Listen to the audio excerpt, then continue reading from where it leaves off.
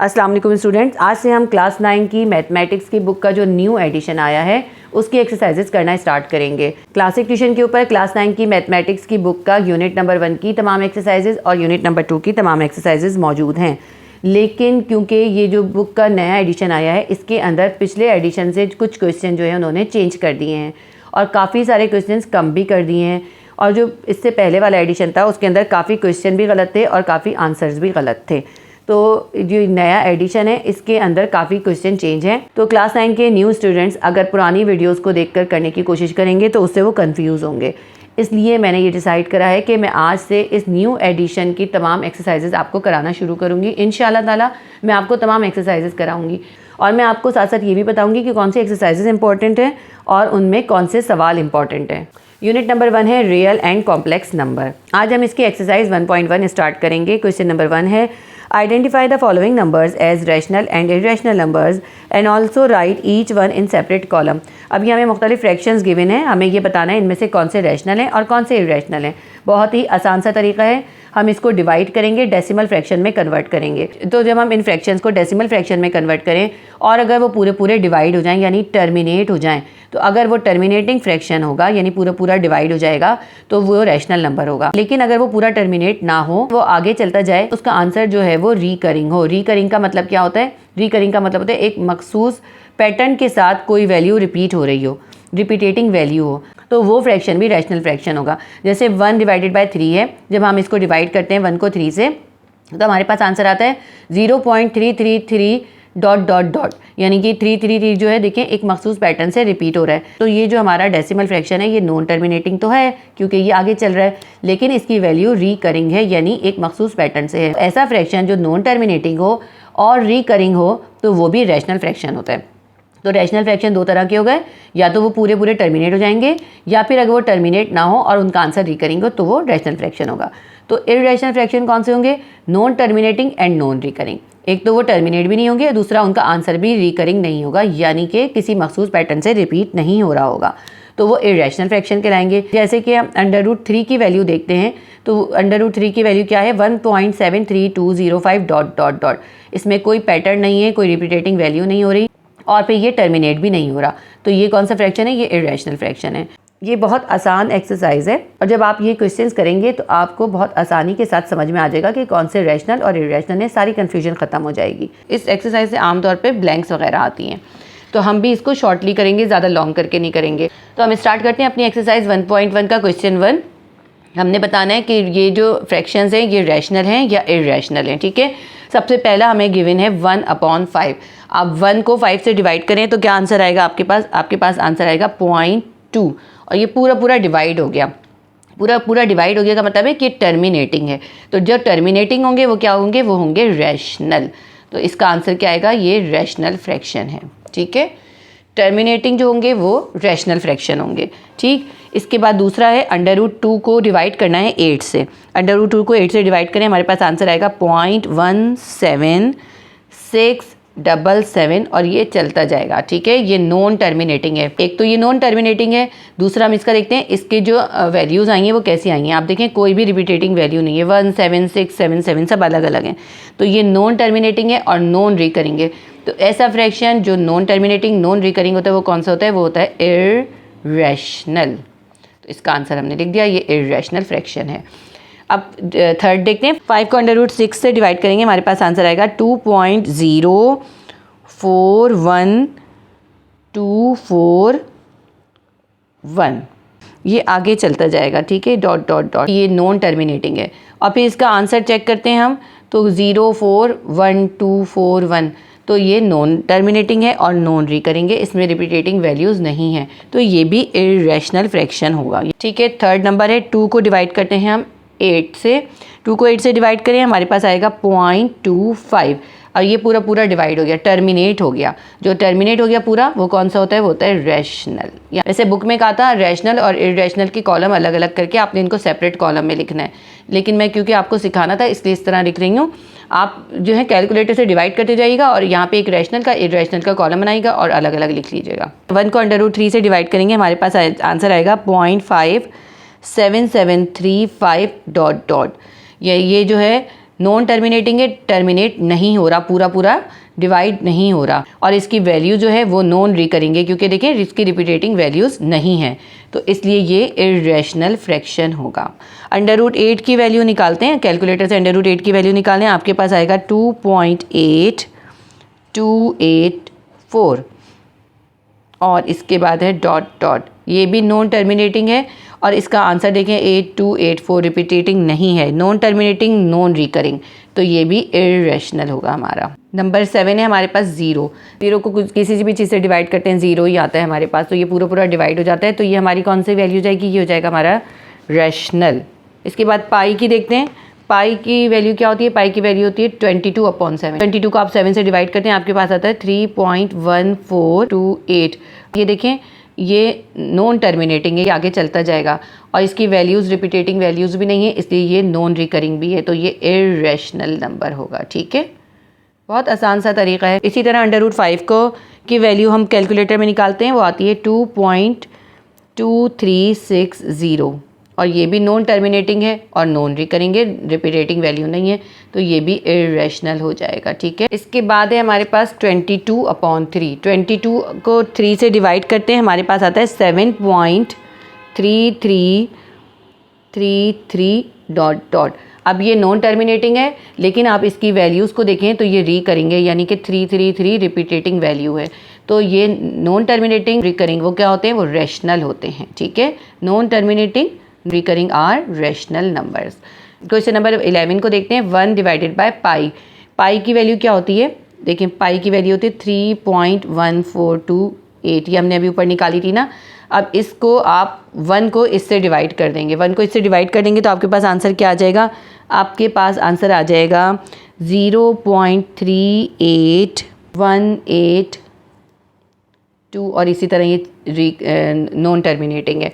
अब non terminating भी है इसकी वैल्यू, और नॉन रिकरिंग भी है, तो ये कैसा होगा, ये होगा इर्रेशनल। नेक्स्ट देखते हैं 12 हमारा लास्ट है, 11 डिवाइडेड बाय 12। 11 को 12 से डिवाइड करें, हमारे पास आएगा 0.916666 और डॉट डॉट। ठीक है, अब ये नॉन टर्मिनेटिंग है, ये पूरा पूरा डिवाइड नहीं हो रहा, नॉन टर्मिनेटिंग है, लेकिन इसकी वैल्यू देखें आप री करेंगे 6666 रिपीट हो रहा है एक मखसूस पैटर्न से, तो ये जो है ये नॉन टर्मिनेटिंग री करेंगे, इसलिए ये रैशनल फ्रैक्शन होगा। तो ये हमारा क्वेश्चन नंबर 1 कंप्लीट हो गया। क्वेश्चन नंबर 2 देखते हैं इसके बाद। क्वेश्चन नंबर 2 है, convert the following into decimal fraction, also indicate them as terminating and non terminating decimal fraction.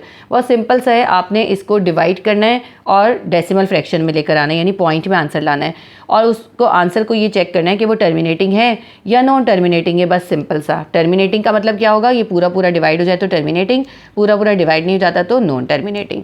इसमें इन्होंने रिकरिंग का और नॉन रिकरिंग का हमसे नहीं पूछा है, सिर्फ टर्मिनेटिंग का पूछा है। तो बहुत जल्दी जल्दी आप इसको जो है कैलकुलेटर के ज़रिए कीजिएगा, बहुत टाइम इसमें लगाने की ज़रूरत नहीं है, मैं आपको ओरली ही बता देती हूँ, बहुत आसान सा है ये।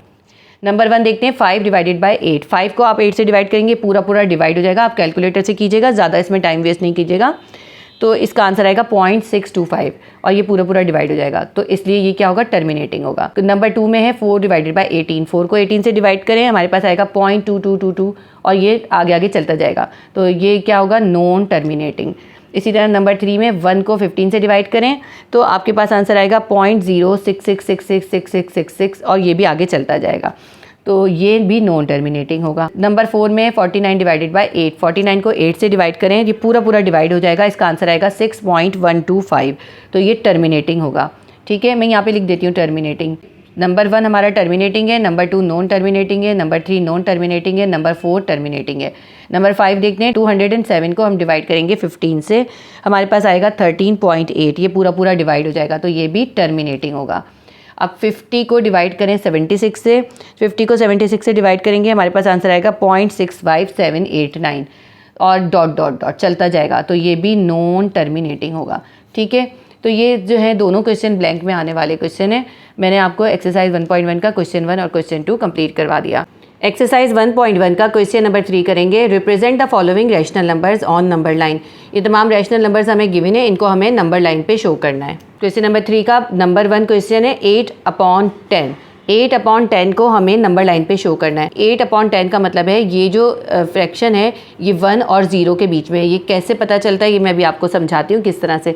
सबसे पहले ऐसा करें 8/10 के फ्रैक्शंस निकाल लेते हैं। मैं यहाँ पे आपको निकाल के दिखा देती हूँ। नीचे जो है हम ये 10 ही लिखेंगे और ऊपर हम 1 से स्टार्ट करेंगे, ठीक है। 1/10, 2/10, 3/10, ठीक है। देखें 10 नीचे का सेम चल रहा है और ऊपर जो है हमने 1 से स्टार्ट करा है, 1 2 3। फिर हम लिखेंगे 4/10, 5/10, 6/10। ये कहाँ तक लिखते जाएंगे हम? वहाँ तक लिखते जाएंगे जहाँ तक हमारे पास 1 आंसर ना आ जाए। 10/10 आएगा तो 1 आएगा, ठीक है। तो 6/10, 7/10, 8/10, 9/10 और ये आ गया 10/10।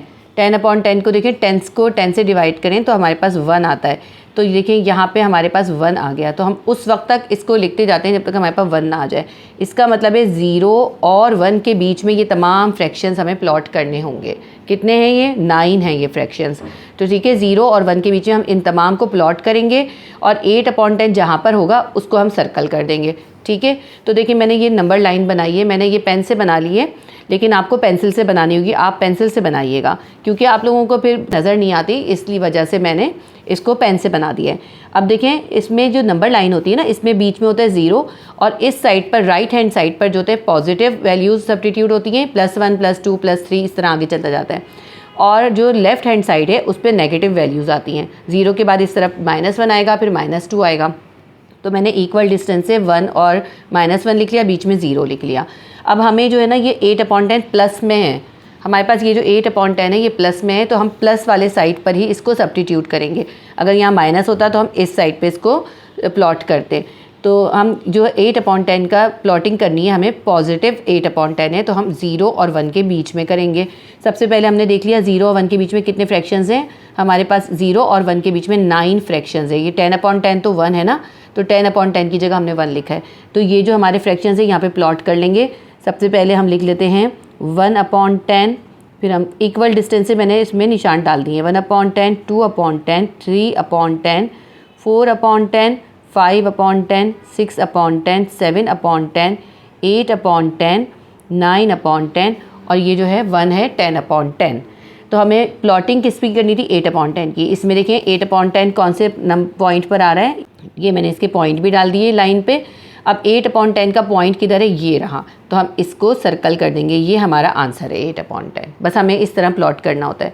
अब इसका क्वेश्चन नंबर 2 देखिए। क्वेश्चन नंबर 2 में जो है -8/10 है। बिल्कुल सेम इसी तरह ये सब कुछ होगा, सिर्फ जो है आपने इसको जो प्लॉट करना है वो आपको राइट हैंड साइड की बजाय लेफ्ट हैंड साइड पे यानी माइनस की साइड पे प्लॉट करना है। यानी आपने यही सारे नंबर जो हैं 0 और -1 के बीच में प्लॉट करने हैं, क्योंकि हमें -8/10 की प्लॉटिंग करनी है।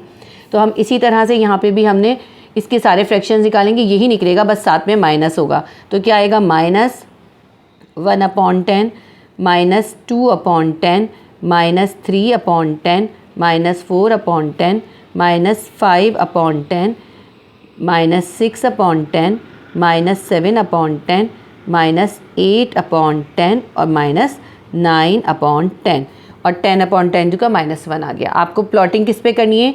8/10 पे करनी है। तो 8/10 का पॉइंट ये रहा, हम यहाँ पे इसको सर्कल कर देंगे। किसी कलर से आप सर्कल कर सकते हैं ताकि आपका आंसर इजीली नज़र आए, ठीक है। सेम चीज़ थी, बस ये प्लस में था तो हमने राइट हैंड साइड पे यानी कि 0 और +1 के बीच में प्लॉट करा है। क्वेश्चन नंबर 2 जो था -8/10 था, तो हमने 0 और -1 के बीच में 8/10 को प्लॉट कर दिया।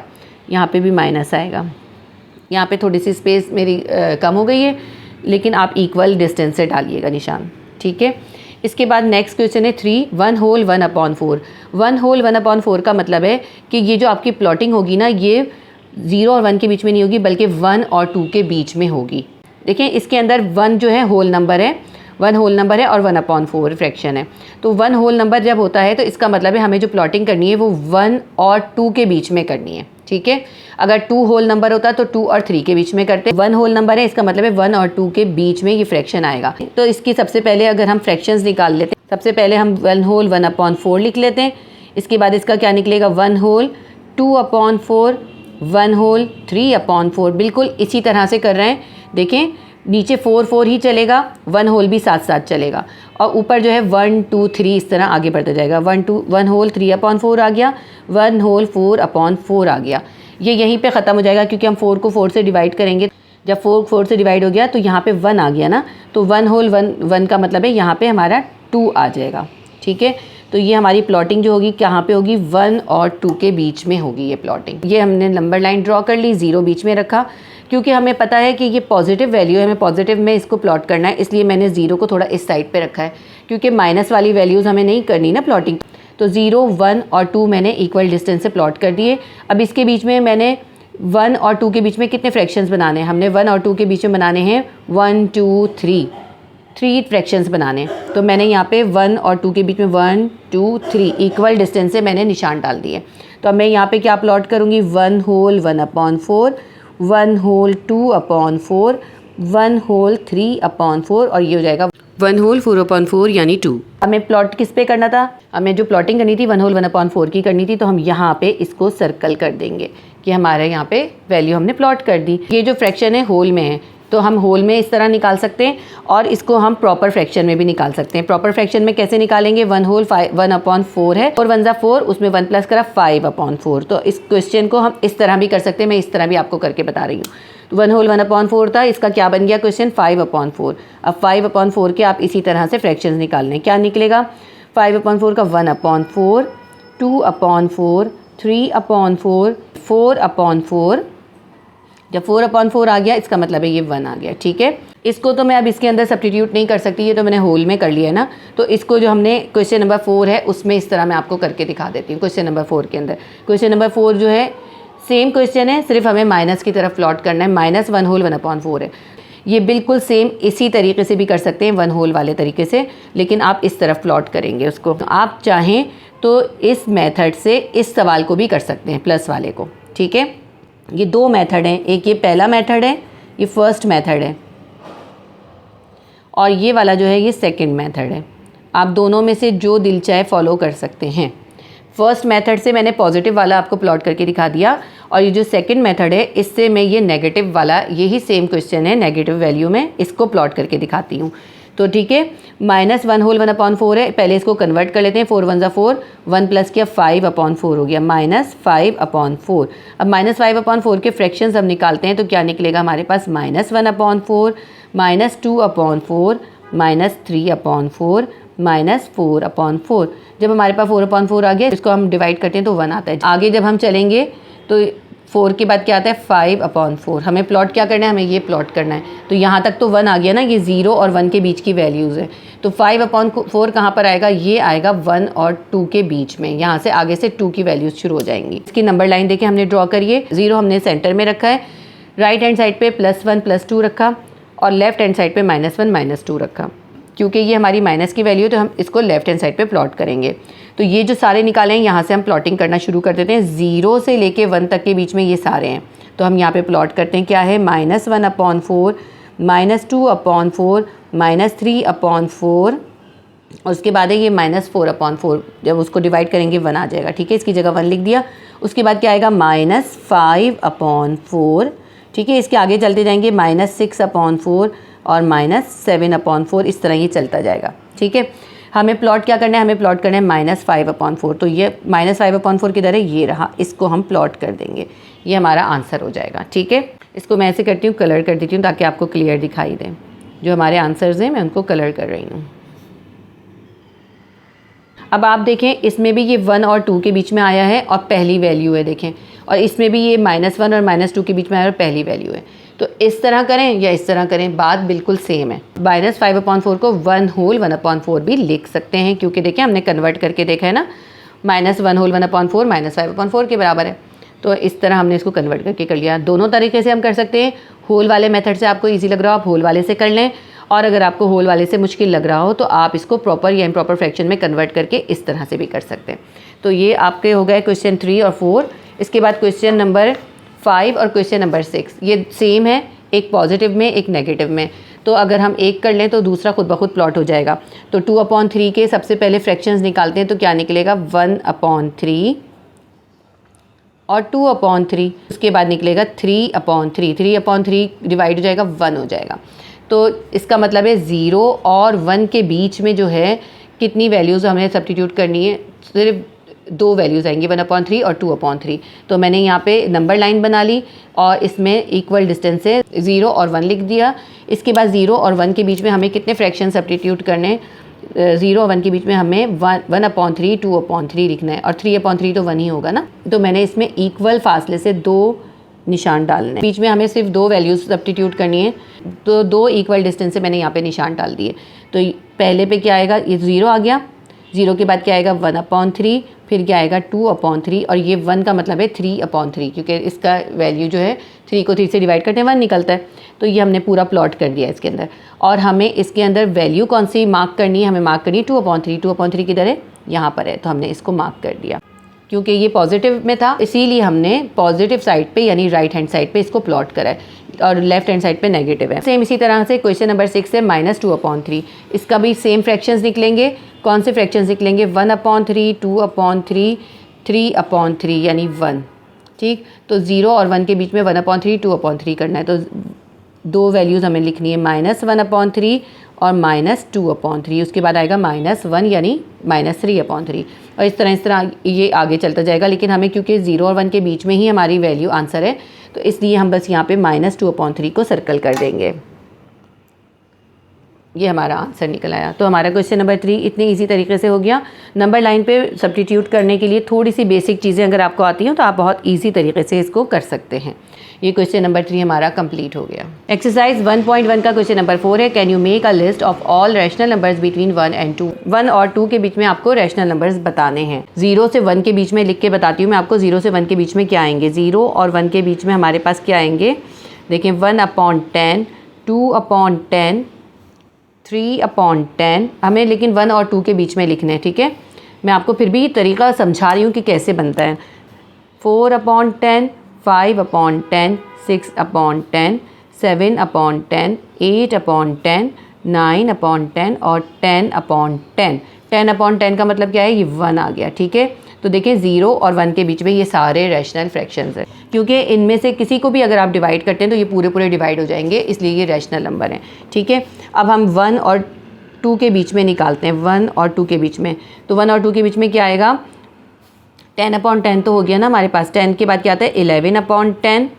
10/10 तक हमने कर लिया था। इसके बाद आएगा 11/10 12/10 13/10 14/10 15/10 16/10 17/10 18/10 19/10 और 20/10। 20 को 10 से डिवाइड करें, 10 1 10 10 2 20। देखिए हमारे पास 1 और 2 के बीच में ये तमाम रैशनल फ्रैक्शंस हैं। आप इनमें से किसी को भी 10 से डिवाइड करते हैं, जैसे 11 को 10 से करें, 12 को 10 से करें, इन सब को किसी को भी डिवाइड करते हैं 10 से, वो पूरे पूरे डिवाइड हो जाएंगे। 10 से हम किसी भी नंबर को डिवाइड करते हैं पूरा पूरा डिवाइड हो जाता है। तो इसलिए 1 और 2 के बीच में जो रैशनल फ्रैक्शंस हैं उनको लिखना बहुत आसान है। कैसे, 11/10 से लेके 19/10 तक लिखेंगे। ये तो मैंने आपको समझाने के लिए बताया। अब आंसर क्या लिखेंगे, आप 11/10 से लेके 19/10 तक लिखेंगे, क्योंकि ये तो 2 है ना, 1 और 2 के बीच में लिखने, तो इन दोनों को छोड़ के इनके बीच में यही आते हैं।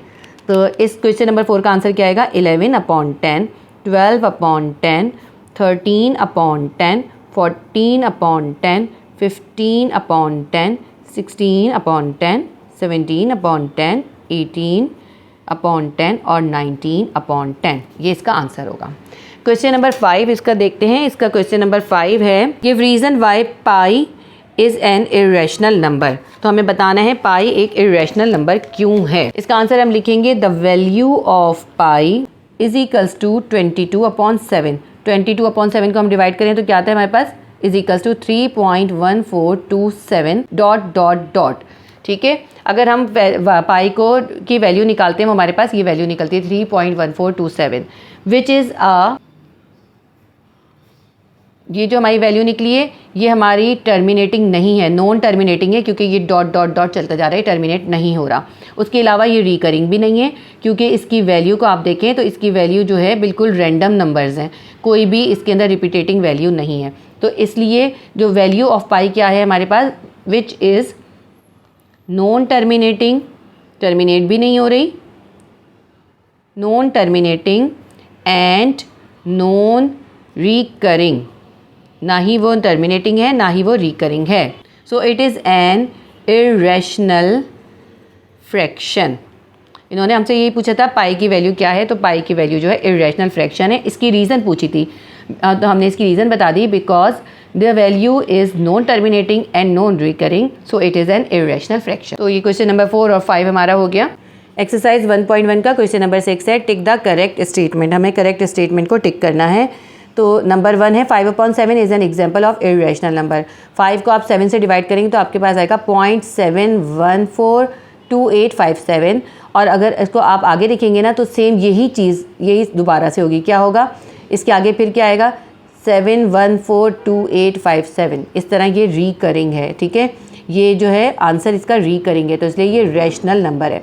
5/7 क्या है, एक रैशनल नंबर है। इन्होंने हमें क्या कहा था, ये 5/7 जो है इरेशनल नंबर है। ये स्टेटमेंट जो है फॉल्स है। इसमें इन्होंने हमसे कहा था करेक्ट स्टेटमेंट को टिक करना है, तो ये हमारा करेक्ट नहीं है, इसलिए हम इसको टिक नहीं कर रहे हैं, बल्कि मैंने इसके आगे लिख दिया फॉल्स है। पाई इज़ एन इरेशनल नंबर। पाई की वैल्यू जो होती है 3.1427 डॉट डॉट डॉट होती है, इस तरह आगे चलती जाती है। ना ही ये टर्मिनेटिंग है और ना ही ये रिकरिंग है, तो इसलिए ये इरेशनल नंबर ही होता है। अभी हम पीछे भी करके आए ना इसकी रीज़न क्वेश्चन नंबर 5 में। तो इसके हिसाब से अगर हम देखें तो पाई जो है इरेशनल नंबर ही होता है, तो ये स्टेटमेंट ट्रू है। तो हम क्या करेंगे, इधर ट्रू लिख देंगे या फिर इसको टिक कर देंगे, करेक्ट आंसर है। नंबर 3 है 0.31591 dot dot dot is an example of non terminating and non repeating decimal fraction. तो देखें ये नॉन टर्मिनेटिंग भी है और नॉन रिकरिंग भी है, तो ये स्टेटमेंट भी ट्रू है, ठीक है। तो ट्रू स्टेटमेंट है, हम यहाँ पे टिक करेंगे। नंबर 4 देखते हैं 0.123 is an example of recurring decimal fraction. 0.123 जो है ये रिकरिंग नहीं है, सामने दिख रहा है। इसके आगे इन्होंने हमें डॉट डॉट नहीं दिए, इसका मतलब है ये टर्मिनेटिंग है, ये रिकरिंग फ्रैक्शन नहीं है। तो हम क्या लिखेंगे, ये फॉल्स है हमारा, ये हमारा फॉल्स स्टेटमेंट है। नंबर 5 है 1/3 2/3 आर लाइंग बिटवीन 0 एंड 1। अभी हमने ये जो किया था 2/3 का, तो इसमें हमने देखा था 0 और 1 के बीच में आ रहा था। 2/3 जो होता है 0 और 1 के बीच में आता है, तो 1/3 और 2/3 जो है 0 और 1 के बीच में ही आता है। ये हमारा ट्रू स्टेटमेंट है, तो हम इसको टिक करेंगे। चाहे आप इसमें करेक्ट का साइन लगा लें, चाहे आप ट्रू और फॉल्स करके लिख लें। नंबर 4 है 1/√3 is an example of rational number. 1 को √3 से जब हम डिवाइड करते हैं तो हमारे पास आंसर आता है 0.5735 डॉट डॉट डॉट, यानी non terminating non recurring answer आता है। नॉन टर्मिनेटिंग नॉन रिकरिंग जो होता है वो रैशनल नहीं होता, इरेशनल होता है, तो ये स्टेटमेंट जो है फॉल्स है, तो हम इसको मार्क नहीं करेंगे। हमारी एक्सरसाइज 1.1 कंप्लीट हो गई। उम्मीद करती हूँ आपके लिए हेल्पफुल रही होगी। अगर मेरी वीडियो आपके लिए हेल्पफुल रहती है तो प्लीज़ वीडियो को लाइक करें, शेयर करें और सब्सक्राइब कर लें, ताकि मैं आपके लिए इसी तरह से नई वीडियोस बनाती रहूं। और अगर आपने सब्सक्राइब नहीं किया तो सब्सक्राइब कर लें और बेल आइकन को भी क्लिक कर दें, ताकि जब मैं नेक्स्ट चैप्टर की वीडियो डालूँ तो आपको नोटिफिकेशन पहुँच जाए। अल्लाह हाफिज़।